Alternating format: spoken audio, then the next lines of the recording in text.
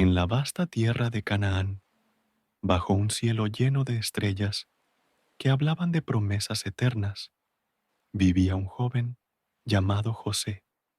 Era hijo de Jacob, nieto de Isaac y bisnieto de Abraham, el hombre con quien Dios selló un pacto sagrado. José no era el primogénito, pero sí el hijo del amor profundo de Jacob. Su madre, Raquel, había sido el anhelo de toda una vida. En José, Jacob veía no solo a un hijo, sino a un milagro vivo. José creció rodeado de hermanos, 12 en total, hijos de diferentes madres, pero criados bajo el mismo techo. A pesar de ser uno más, era evidente que había algo distinto en él. Dios lo había marcado desde pequeño, con un corazón limpio, una actitud obediente y un espíritu soñador. Y es que José no solo soñaba al dormir, soñaba con el alma, veía imágenes celestiales, visiones que hablaban de futuros imposibles de imaginar. En una ocasión, soñó que estaba en el campo atando manojos de trigo, y los manojos de sus hermanos se inclinaban ante el suyo. Otro día, soñó con el sol, la luna y 11 estrellas que se postraban ante él. José, ingenuo y lleno de entusiasmo, contaba estos sueños a su padre y a sus hermanos, sin comprender cómo esas palabras encendían brasas de resentimiento en quienes lo rodeaban. Jacob lo amaba con todo su corazón.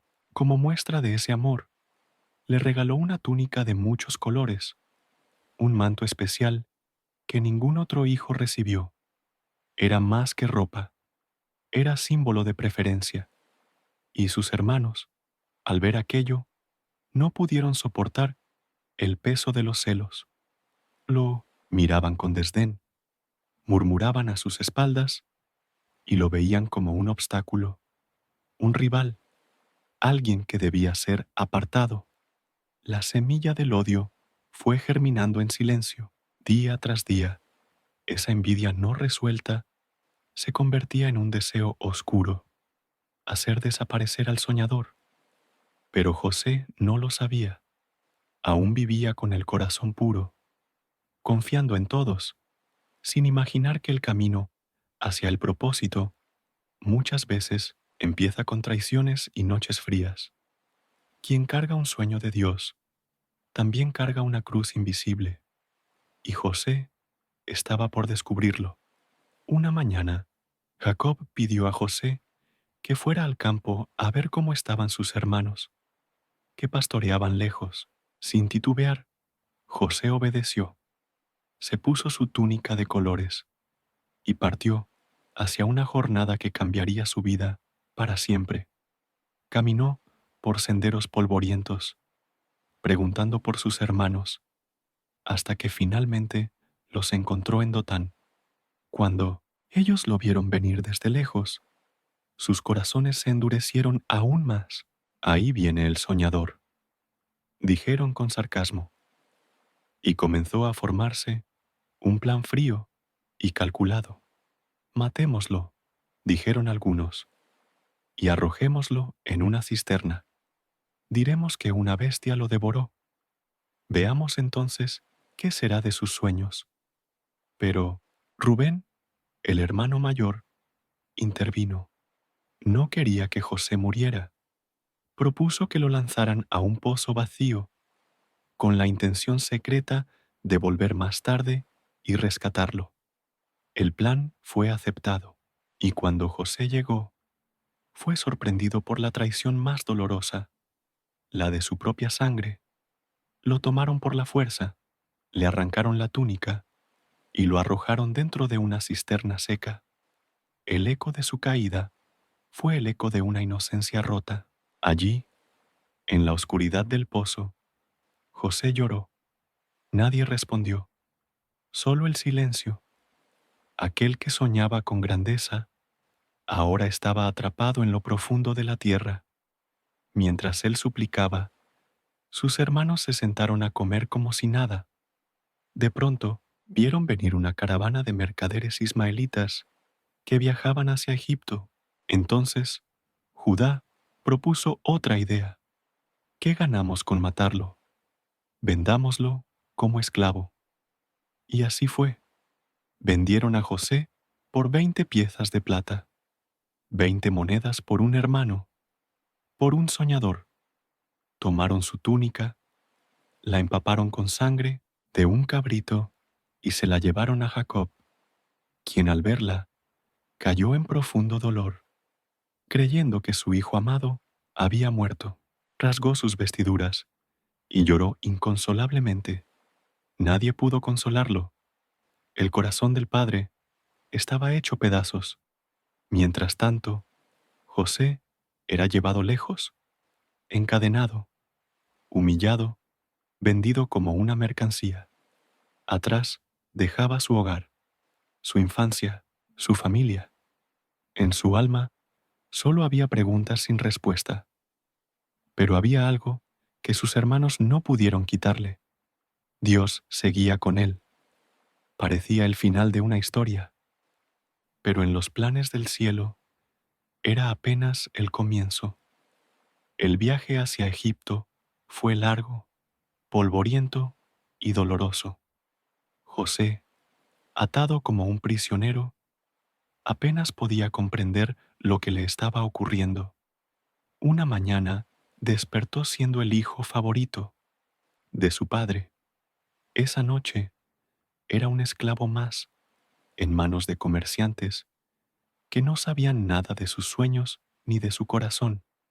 Pero aún en esa oscuridad, la mirada de Dios no se apartó de él. Cuando llegaron a Egipto, José fue vendido a un hombre influyente llamado Potifar, capitán de la guardia del faraón. Era un hombre respetado, con poder y autoridad. A simple vista, José era apenas un joven extranjero, sin familia ni derechos. Pero Potifar vio en él algo diferente.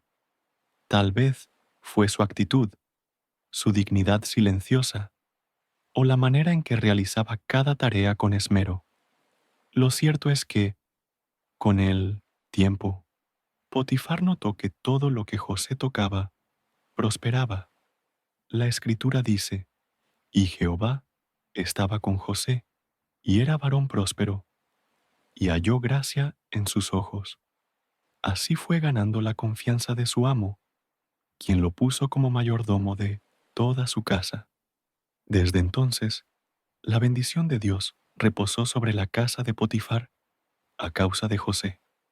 Los campos daban fruto, las cuentas crecían, la paz reinaba, todo florecía donde José estaba. Pero cuando la luz de Dios brilla sobre alguien, no faltan sombras que quieran apagarla. La esposa de Potifar comenzó a fijarse en José. Día tras día, lo observaba, lo deseaba e intentaba seducirlo. José, joven y honesto, se mantuvo firme. Rechazó cada intento con respeto, pero con claridad. ¿Cómo haría yo este grande mal? ¿Y pecaría contra Dios? Aquella mujer, herida en su orgullo, no soportó el rechazo.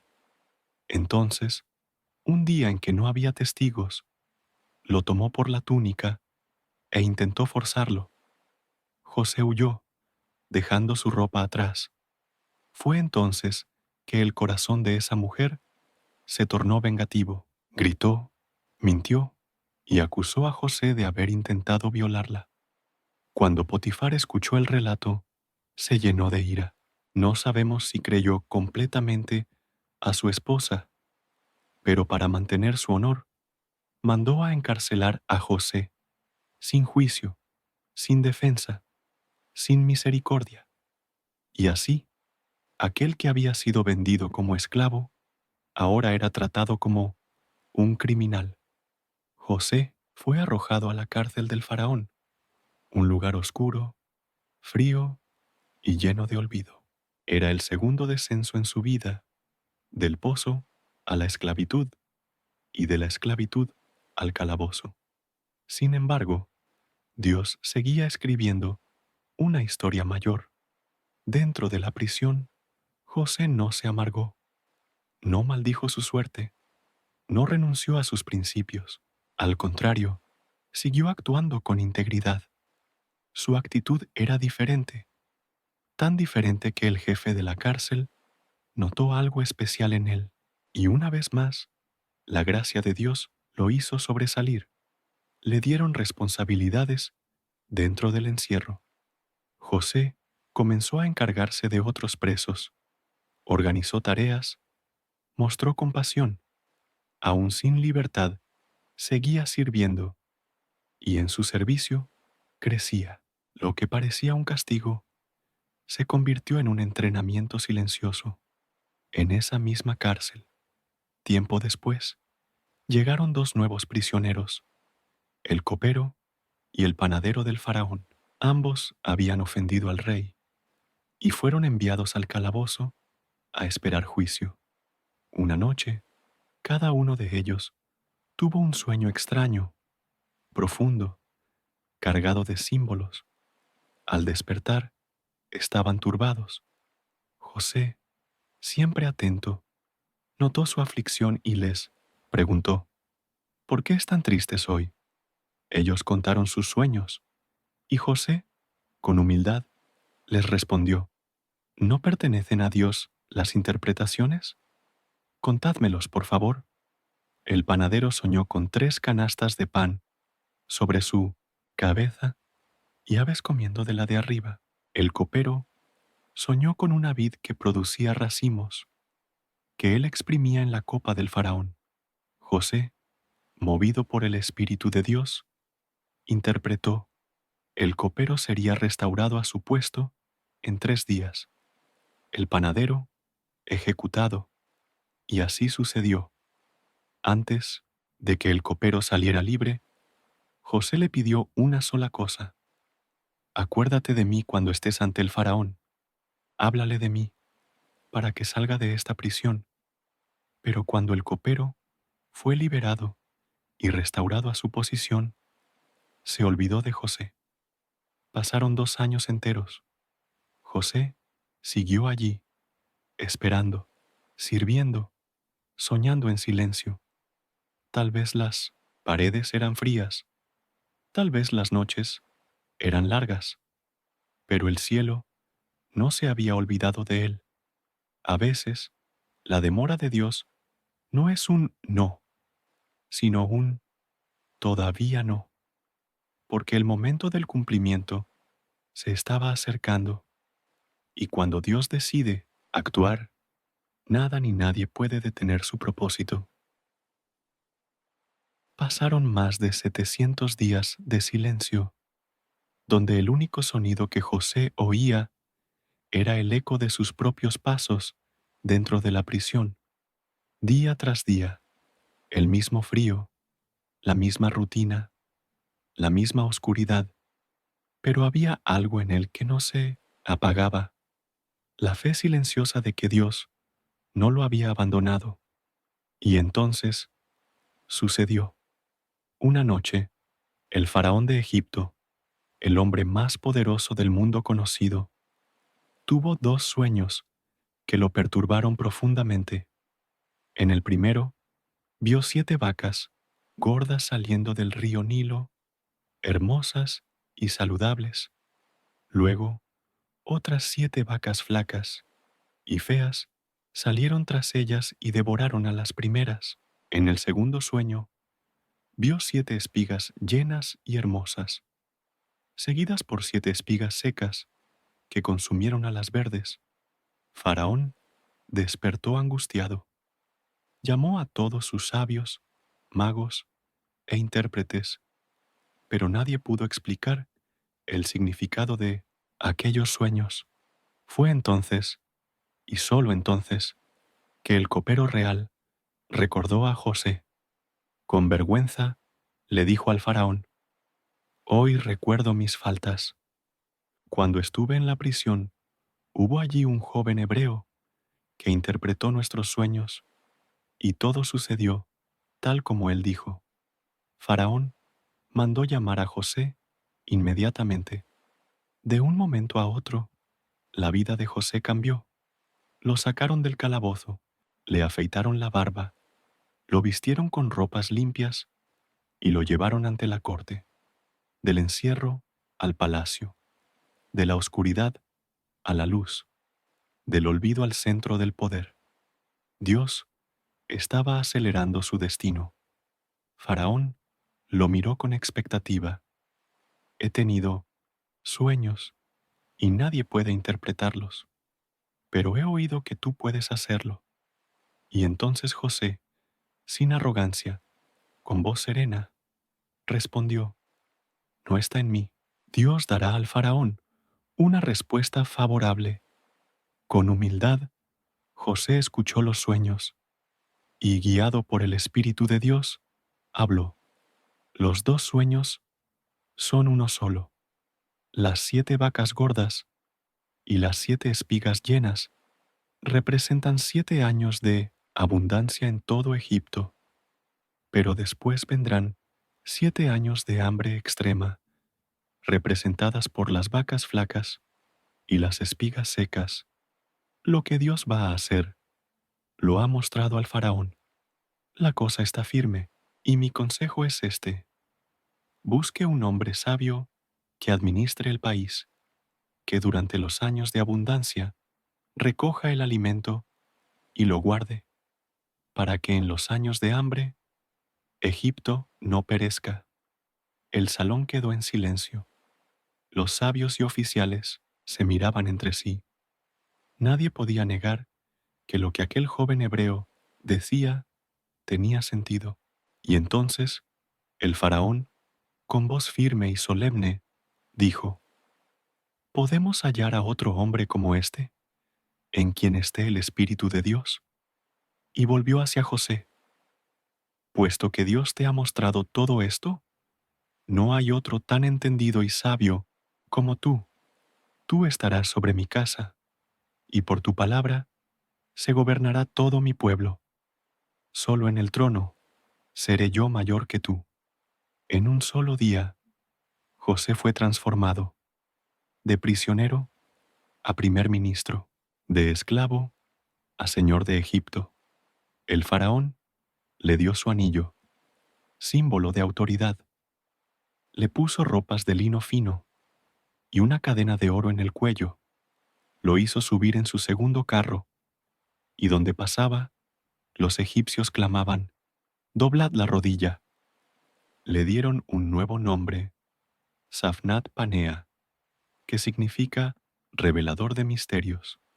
Le dieron también esposa. Asenat, hija de un sacerdote de On José, tenía 30 años. 17 años había tenido cuando fue vendido por sus hermanos. 13 años de traición, esclavitud y cárcel. Pero ahora Dios lo posicionaba para el propósito eterno. Y entonces comenzaron los 7 años de abundancia. Bajo la administración de José, Egipto recogió trigo como arena del mar. Se almacenaron alimentos en todas las ciudades. La tierra floreció como nunca antes. Era el cumplimiento de los sueños, no solo los del faraón, sino los de aquel muchacho que un día fue lanzado a un pozo. Y en medio de ese tiempo de bendición, Dios bendijo a José con 2 hijos. Al primero llamó Manasés, diciendo, Dios me hizo olvidar todo mi trabajo y toda la casa de mi padre. Y al segundo llamó Efraín, diciendo, Dios me hizo fructificar en la tierra de mi aflicción. Nombres que contaban su historia, nombres que hablaban de sanidad y restauración. Pero los años de abundancia pasaron, y tal como José había dicho, comenzaron los 7 años de hambre. El mundo entero fue golpeado. Las cosechas fallaron, las tierras se secaron, las familias clamaban por alimento, y desde tierras lejanas, caravanas viajaban rumbo a Egipto, incluyendo una muy especial que venía desde Canaán. El plan de Dios estaba por cerrarse. Lo que fue sembrado con lágrimas, pronto sería cosechado con gozo, porque el que fue traicionado ahora tendría el poder de perdonar. El que fue rechazado ahora sería el salvador de su familia. Y los sueños, sí, aquellos sueños de la juventud, estaban por cumplirse ante sus ojos. La sequía se extendía como una sombra larga y pesada sobre toda la región. Los ríos se secaban, los campos morían y los graneros vacíos crujían bajo el viento del desierto. Desde las aldeas más lejanas, las familias emprendían viaje hacia Egipto, la única tierra donde había pan. Y entre esos viajeros venían 10 hombres cargados de recuerdos, heridas y un pasado que nunca pudieron enterrar. Los hermanos de José. Jacob, su padre, ya anciano, había escuchado que en Egipto había trigo y envió a sus hijos a buscar alimento. Solo Benjamín, el más joven, no fue con ellos. Jacob aún temía perderlo, como había perdido a José. Cuando los hermanos llegaron a Egipto, se presentaron ante el gobernador del país, el mismísimo José. Aunque no lo reconocieron, habían pasado más de 20 años. Aquel muchacho, hebreo, ahora hablaba egipcio, usaba ropa real y tenía rostro de autoridad, pero José sí los reconoció. En ese instante se encendió una tormenta en su corazón. Vio ante sí a los hombres que lo habían vendido como esclavo, los causantes de sus años de dolor, pero también vio la mano de Dios guiando cada paso, y aunque deseaba abrazarlos, no se rebeló aún. En su lugar, les habló con dureza. ¿De dónde venís?, preguntó en egipcio, usando un intérprete. De la tierra de Canaán, para comprar alimentos, respondieron ellos con humildad. Sois espías, acusó José. Habéis venido a ver la debilidad del país. Ellos, atemorizados, se defendieron. No, señor mío, somos hermanos, hijos de un mismo padre. Somos 12, uno ya no está, y el menor quedó con nuestro padre.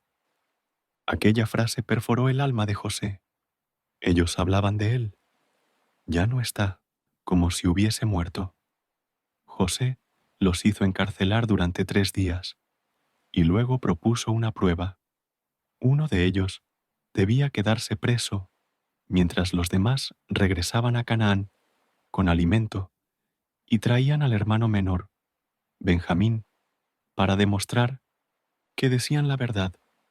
Eligió a Simeón para que quedara retenido y ordenó que a los demás se les llenaran los sacos de grano, pero sin que lo supieran, mandó también que devolvieran el dinero que habían pagado, ocultándolo en sus costales, un gesto de generosidad, pero también un signo de prueba.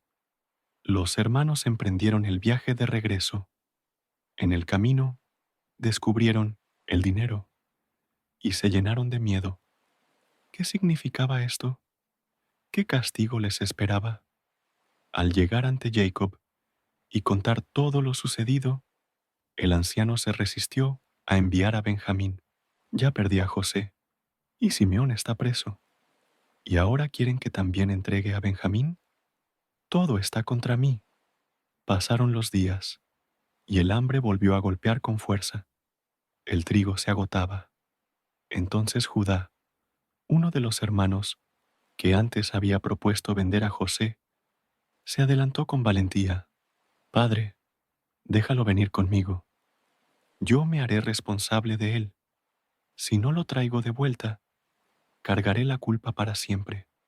Ante tal determinación, Jacob aceptó.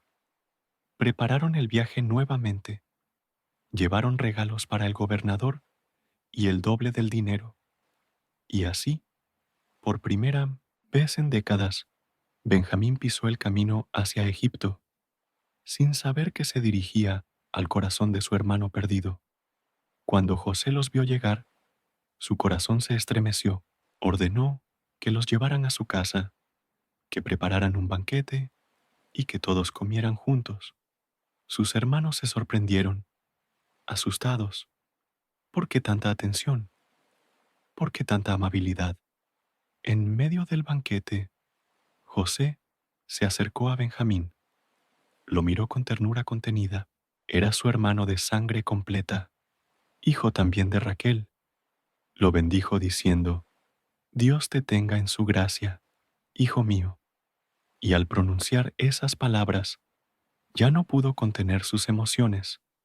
Se levantó apresuradamente y entró en otra habitación y lloró amargamente. Era demasiado. El peso del pasado, la alegría del reencuentro, el anhelo de un abrazo postergado por años. Se lavó el rostro, respiró profundo y volvió a la mesa, fingiendo compostura, pero su plan aún no había terminado. Deseaba saber si sus hermanos habían cambiado. Entonces, ideó una última prueba. Ordenó que llenaran de trigo los costales, devolvieran el dinero y que en el costal de Benjamín escondieran su copa de plata personal. Al amanecer, los hermanos partieron de regreso, pero poco después, el mayordomo de José los alcanzó y los acusó de robo. Ellos, indignados, protestaron: Ninguno de nosotros ha tomado nada. Si se halla algo, que muera el culpable. El sirviente registró cada saco, desde el mayor hasta el menor, y la copa fue hallada en el saco de Benjamín. Fue como un rayo, un golpe al corazón. Rasgaron sus vestidos en señal de dolor y regresaron todos a la ciudad, al palacio del gobernador. Allí, Judá se adelantó y ofreció algo extraordinario. Déjame quedarme yo como esclavo en lugar del muchacho. No puedo regresar ante mi padre sin él. Moriría de dolor. Y entonces, el corazón de José ya no resistió más. El silencio era denso en la sala del palacio. Los hermanos, cabizbajos, no sabían qué esperar.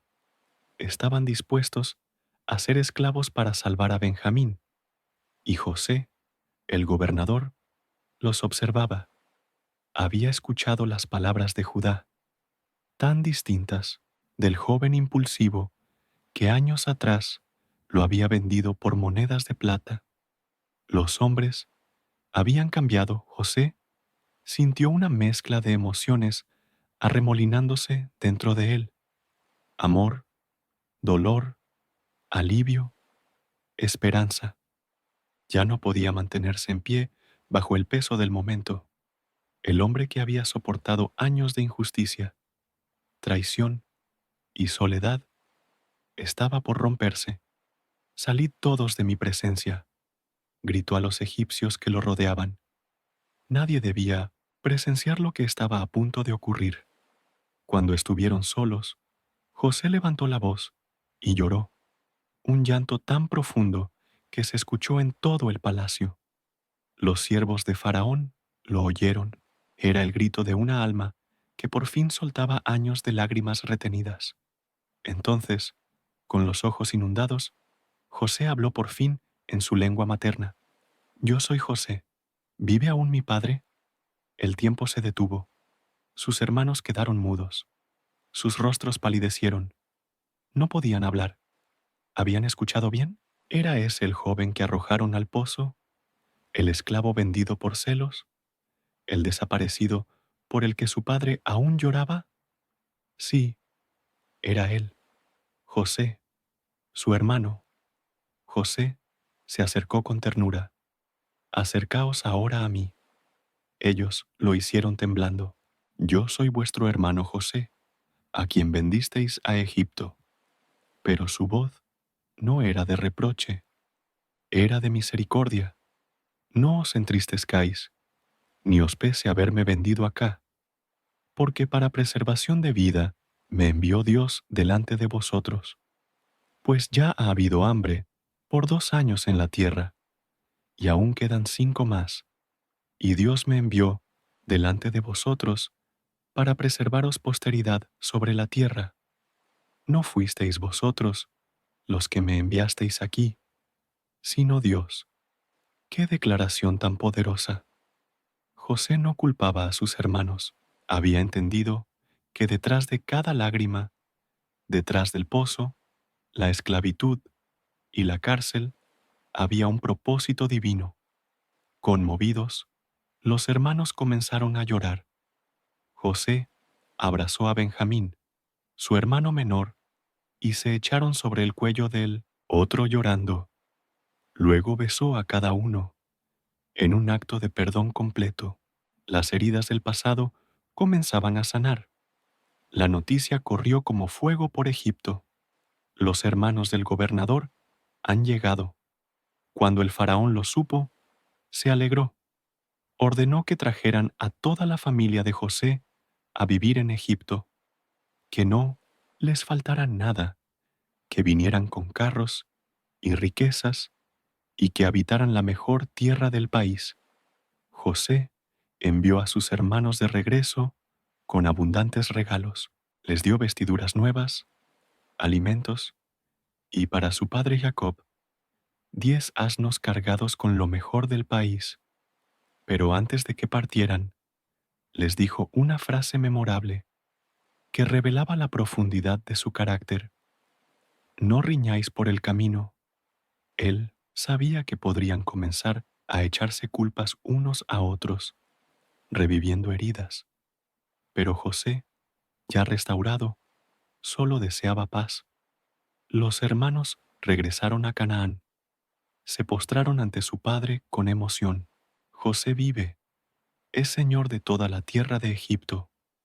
Jacob, al principio, no lo creyó, pero cuando vio los carros, los regalos y la alegría de sus hijos, su espíritu revivió. Basta, dijo, José mi hijo vive todavía. Iré y le veré antes que muera.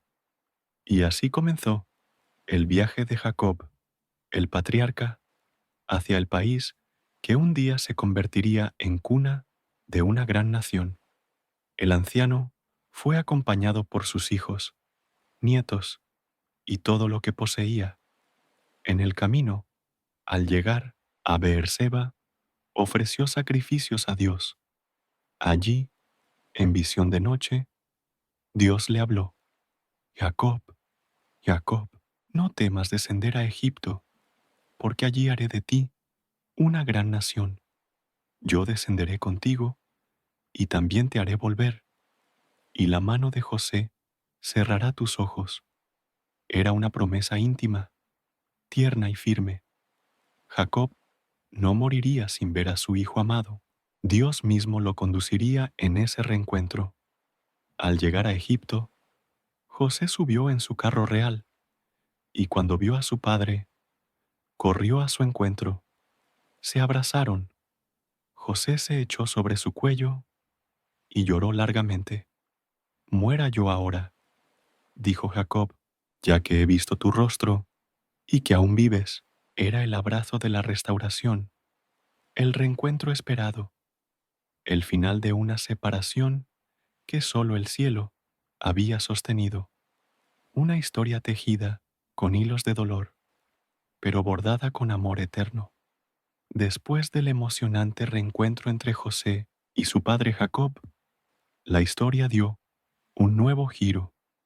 Ya no era una trama de separación, sino de restauración, honra y comienzo. La familia que había sido fragmentada por la envidia, ahora caminaba unida hacia una nueva etapa.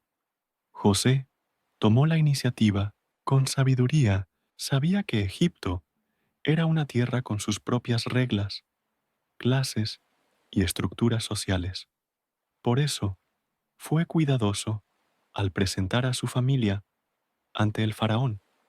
Preparó a sus hermanos, explicándoles qué decir, y luego los llevó al palacio real. Cuando el faraón conoció a los hermanos de José, los recibió con respeto. Le complacía ver la fidelidad y la unidad que aquella familia transmitía. Le preguntó a Jacob su edad, y el patriarca respondió con humildad: los días de los años de mi peregrinación son 130 años. Pocos y malos han sido, y no han alcanzado los días de la vida de mis padres. Entonces, Jacob bendijo al faraón. Fue un momento simbólico. El anciano nómada, cargado de historia y fe, bendecía al hombre más poderoso del mundo, una muestra de que la verdadera autoridad viene de Dios, no del trono.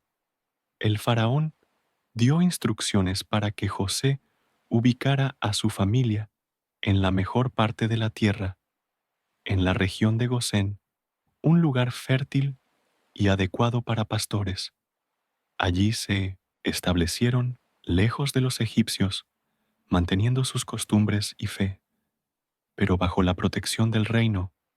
José proveyó todo lo necesario. Ninguno pasó hambre. Les dio alimentos, tierras, y cuidó de cada uno como un verdadero pastor. Y así, la familia de Israel floreció en medio de la crisis, en una tierra extranjera. Mientras tanto, la hambruna seguía asolando a Egipto y sus alrededores. Los años de escasez golpeaban duro. La gente comenzó a acudir a José no solo para comprar trigo, sino para ofrecer sus bienes a cambio de alimentos. Primero, entregaron su dinero, luego, sus ganados, más tarde, sus tierras y hasta sus propios cuerpos como siervos del faraón. José administró todo con justicia, no abusó del poder, estableció un sistema en el que la quinta parte de las cosechas futuras sería para el faraón y el resto para el pueblo. Aún en medio de la necesidad, implementó medidas que protegían la dignidad de las personas y aseguraban el orden en todo Egipto. Así, mientras la nación sobrevivía bajo la sabiduría de José, Israel prosperaba en Gosén. Jacob vivió allí 17 años más, y cuando sintió que su hora se acercaba, llamó a su hijo José y le hizo prometer algo sagrado. Te ruego que no me entierres en Egipto, sino que me lleves a descansar con mis padres, en Canaán. José prometió hacerlo, y Jacob se inclinó sobre el borde de su cama, en gratitud y adoración. Tiempo después, al sentirse aún más débil, Jacob recibió noticias de que José venía a visitarlo, acompañado de sus dos hijos, Manasés y Efraín. Era el momento para dejar una herencia espiritual. Aquel encuentro fue tierno. El anciano, ya ciego por la edad, se incorporó con esfuerzo. Cuando supo que sus nietos estaban allí, dijo: no pensaba ver tu rostro, y he aquí que Dios me ha hecho ver también a tu descendencia. Jacob pidió que se acercaran para bendecirlos, pero hizo algo inesperado. Cruzó sus manos, puso su mano derecha sobre el menor, Efraín, y la izquierda sobre el mayor, Manasés.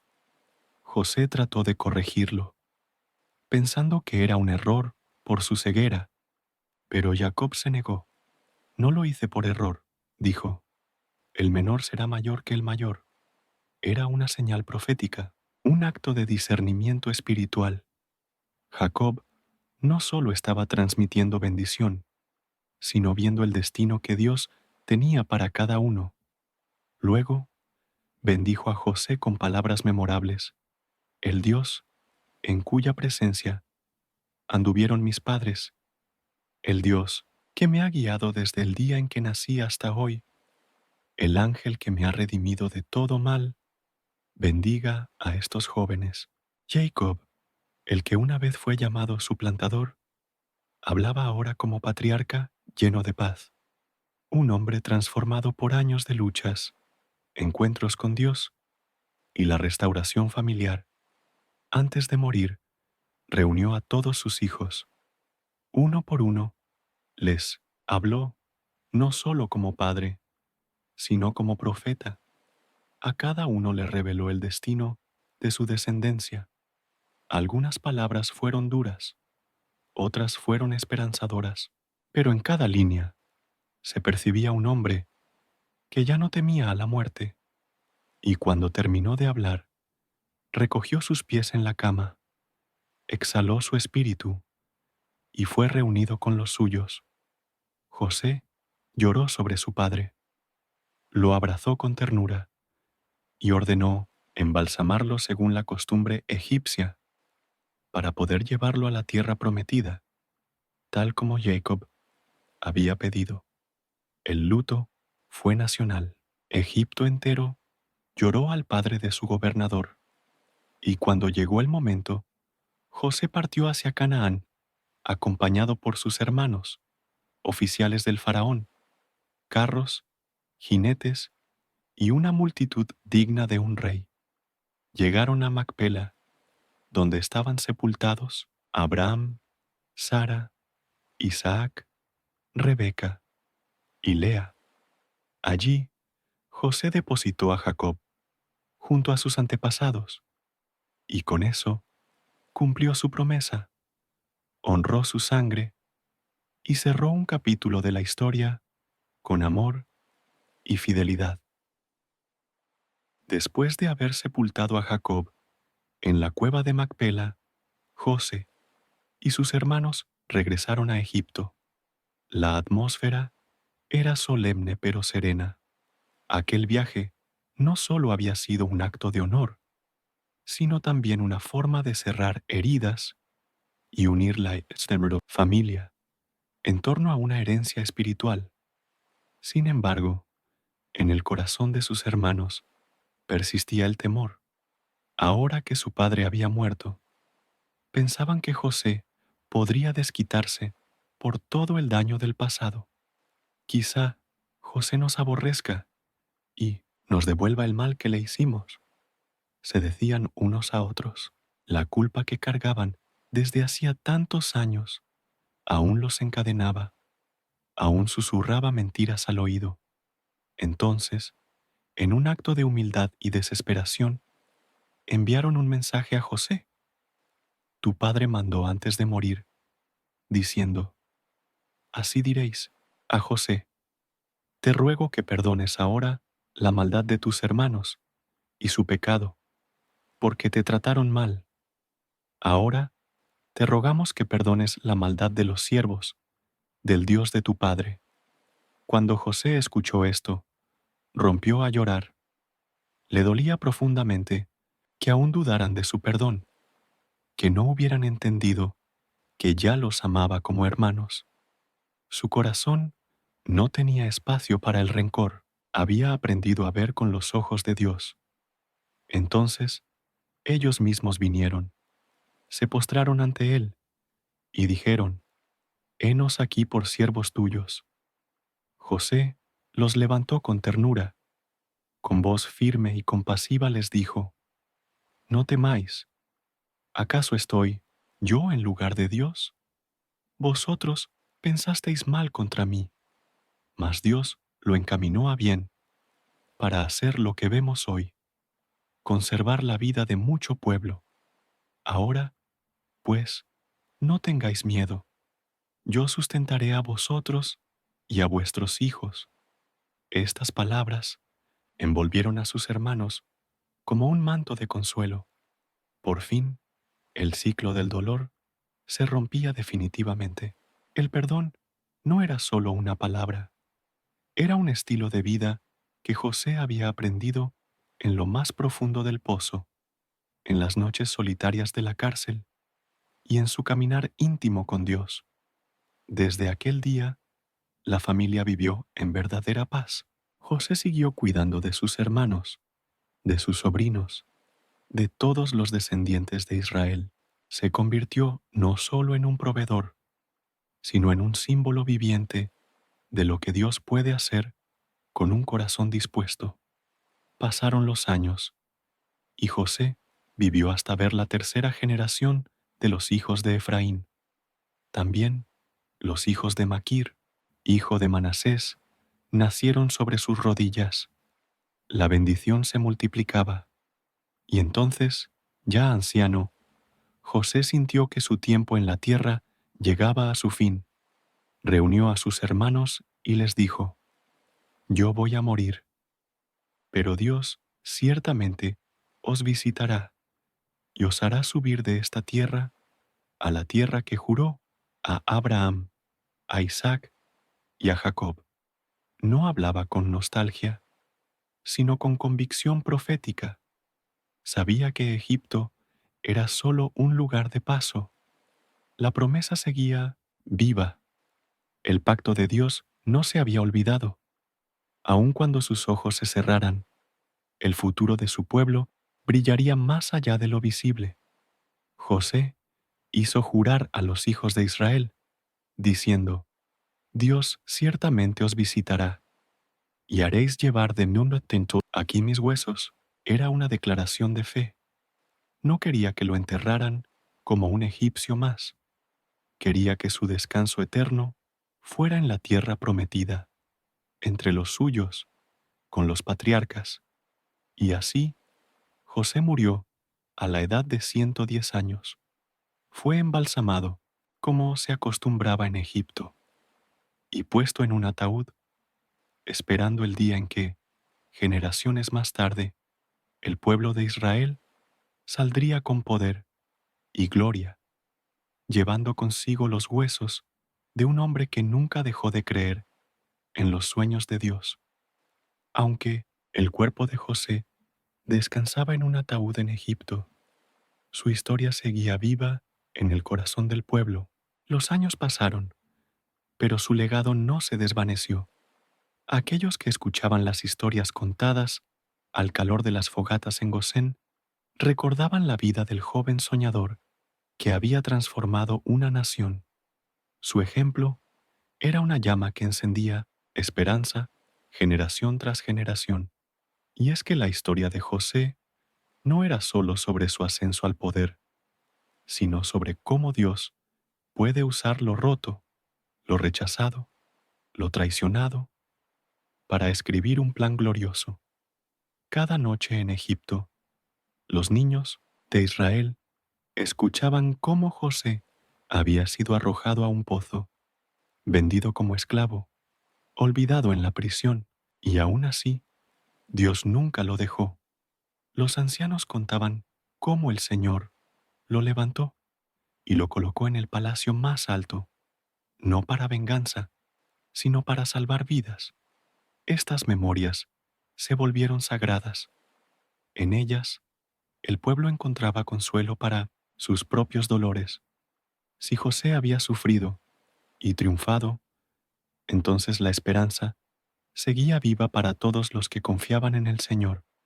Las generaciones que nacieron en Egipto nunca conocieron Canaán, pero sí conocieron la fidelidad del Dios de sus padres. Crecieron viendo cómo José había sido instrumento de provisión. Vivían en Gosén, una tierra buena, pero sabían que no era el destino final. Sabían, porque José lo había dicho, que Dios los visitaría, que un día regresarían a la tierra prometida, y así su ataúd, aunque cerrado, hablaba. Era un recordatorio visible de una promesa invisible. Durante los años de calma, el pueblo se multiplicó. Sus campos florecían, sus familias crecían y la paz reinaba. Pero la historia no quedaría en ese punto para siempre. Un nuevo faraón se levantaría, uno que no conocía a José ni a todo lo que él había hecho por Egipto, y con él comenzaría una etapa de opresión y esclavitud.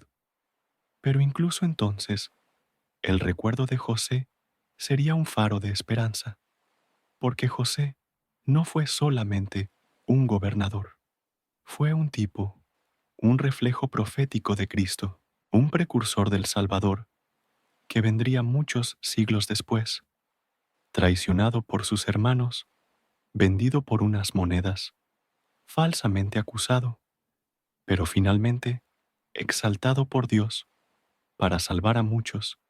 En su historia vemos la sombra del Evangelio, la cruz en medio del dolor, la mano divina en medio del pozo, la gloria detrás de la humillación. José nos enseña que nada en la vida es un accidente cuando está en las manos de Dios. Cada caída, cada traición, cada lágrima fue utilizada por el Creador para pulir su carácter, fortalecer su fe y preparar su corazón para gobernar con compasión. No era un líder común. José fue un líder forjado en la escuela del quebranto, y eso le dio la capacidad de ver más allá de la herida y abrazar el propósito eterno. Mientras Egipto cambiaba y el tiempo seguía su curso, las palabras de José seguían firmes como piedra. Dios, ciertamente, os visitará. Esa frase se convirtió en consigna. Era repetida en mis canciones, en susurros al amanecer, en oraciones pronunciadas entre lágrimas. Era la esperanza que sostenía al pueblo de Israel, generación tras generación, y en algún rincón del corazón de cada israelita ardía el deseo de cargar con los huesos de José, no como un simple gesto simbólico, sino como cumplimiento de una promesa, la promesa de que Dios no olvida a su pueblo.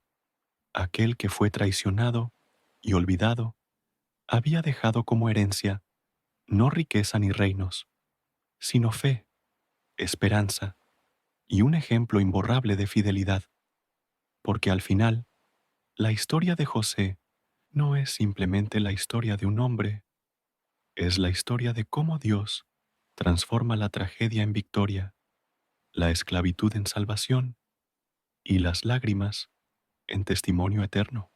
Mientras Egipto seguía su curso y los días se transformaban en años, el ataúd de José permanecía en silencio, pero su presencia hablaba con fuerza. Estaba allí, entre el pueblo, como un testigo mudo de la fidelidad de Dios. No había oro ni trono en ese cajón, pero contenía una herencia más valiosa, la esperanza. Los niños crecían preguntando por qué no lo habían enterrado.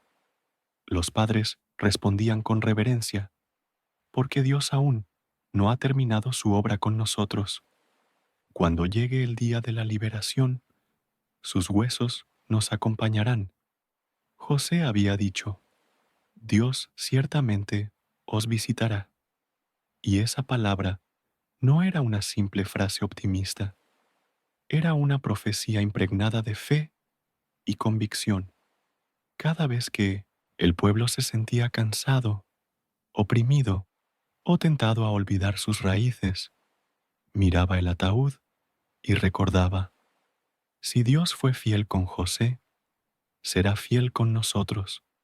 Los sabios entre ellos entendían que la verdadera victoria de José no fue llegar al palacio, sino mantenerse fiel a Dios durante todo el proceso. Su carácter no se corrompió con el poder, no permitió que la amargura lo dominara, ni que el sufrimiento lo definiera. Su corazón estaba alineado con el cielo, aun cuando sus pies tocaban la tierra de esclavitud. El pozo no lo destruyó, la cárcel no lo derrotó, el trono no lo envaneció. ¿Por qué? Porque José caminó con Dios en cada estación de su vida. Esa fue la gran lección que su historia dejaba a su pueblo. No importa dónde estés, en el fondo de un pozo, en una tierra extraña o en la cima de un imperio, si estás en las manos de Dios, estás en el centro de su voluntad. Las historias que los abuelos contaban sobre José tenían un propósito más allá del entretenimiento. Formaban corazones fuertes, templaban el alma del pueblo. Así, cuando las sombras de la esclavitud comenzaron a cubrir Egipto bajo el nuevo faraón, las palabras de José se volvieron aún más poderosas. La opresión empezó lentamente, pero pronto fue notoria. El nuevo faraón temía la prosperidad del pueblo de Israel. No los conocía, ni les debía gratitud, solo los veía como una amenaza. Entonces comenzaron las cadenas. Primero, trabajos forzados. Luego, supervisores crueles. Después, mandatos para controlar la natalidad.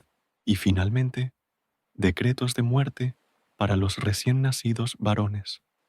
Pero en medio de esa oscuridad creciente, la historia de José seguía ardiendo como una antorcha en la memoria colectiva. Era como una melodía que no se podía silenciar, como un eco de promesa que aún resonaba. Dios ciertamente os visitará. Esa certeza mantenía al pueblo de Israel en pie. No se trataba solo de resistir físicamente, sino de permanecer vivos espiritualmente. La fe en el Dios de José lo sostenía cuando todo alrededor parecía desmoronarse, y así los huesos de José se convirtieron en símbolo de esperanza, en testimonio viviente de un pacto inquebrantable. Su historia se entrelazó con la identidad del pueblo.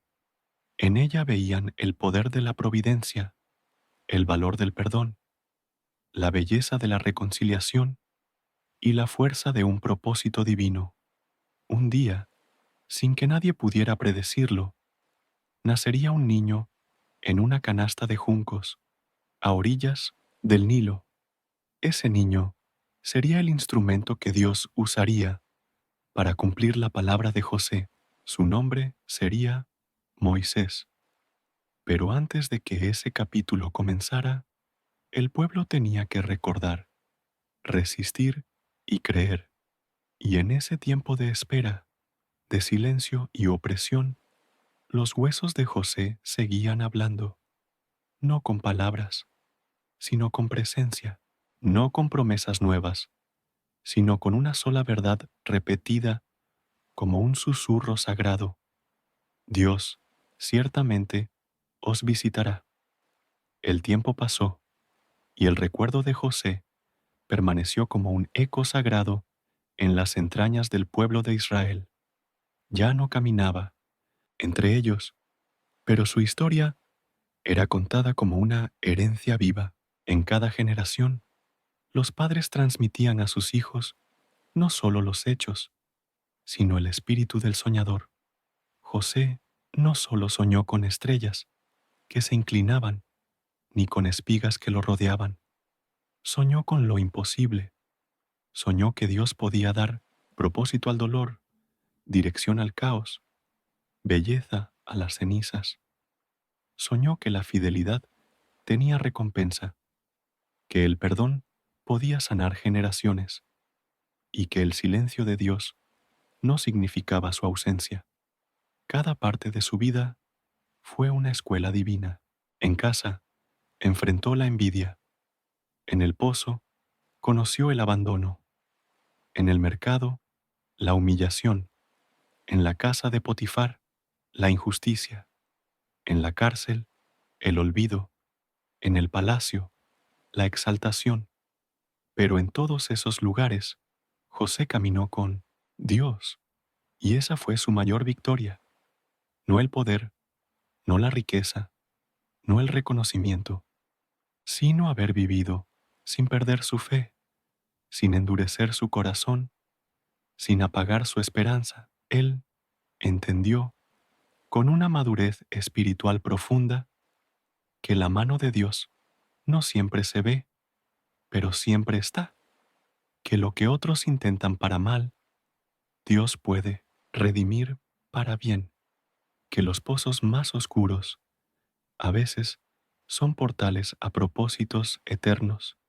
Y así, cuando llegó el momento del gran éxodo, siglos después, los huesos de José fueron llevados por Moisés. No quedaron en Egipto, porque el corazón de José nunca perteneció a esa tierra. Sus raíces estaban en la promesa.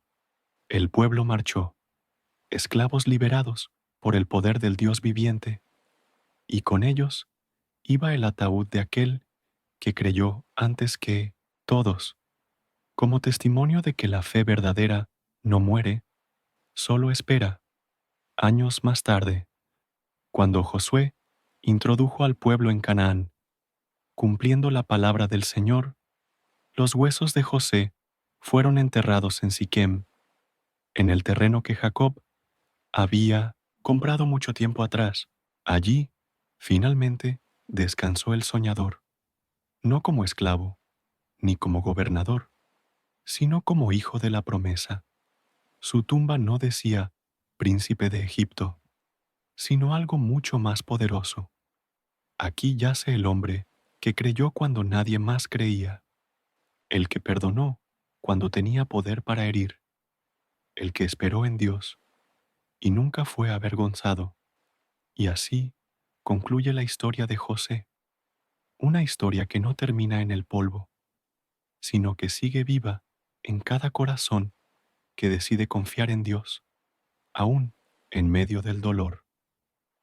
Porque cada uno de nosotros, en algún momento, será lanzado a un pozo, traicionado por alguien cercano, olvidado por los que prometieron ayudarnos. Pero también, cada uno de nosotros puede vivir lo que vivió José, ver a Dios tomar nuestro quebranto y transformarlo en bendición. Su vida nos enseña que no hay noche tan larga que Dios no pueda alumbrar, ni herida tan profunda que Él no pueda sanar, y sobre todo, que los sueños que nacen en el corazón de Dios jamás mueren.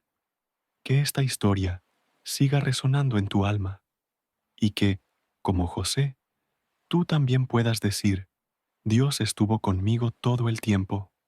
Fin.